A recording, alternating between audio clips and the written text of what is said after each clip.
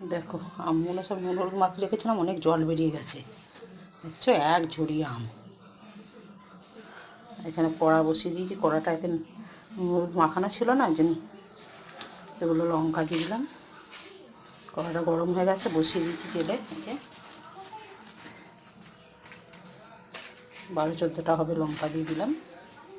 আর এখানে কিছু মশলা নিয়ে নিয়েছি, সর্ষে, পাঁচফোড়ন, আর জিরে, আর এটা ধনে, আর মৌরি আর মেথি আলাদা করে নিইনি, এই যে পাঁচফোড়নের মধ্যে আছে, তার জন্য আমি আলাদা করে আর নিইনি।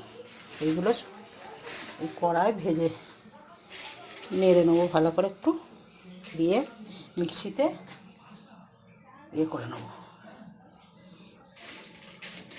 বেটে নেবো। বেটে মানে কি আধা ভাঙা করে নেবো, কেন আচারের মশলা একদম পুরো মিহি করে না।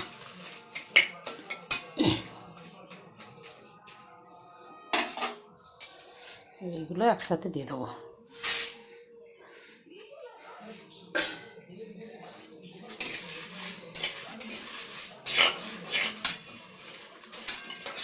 সর্ষেগুলো ফটফট করা অবধি নেড়ে নেবো।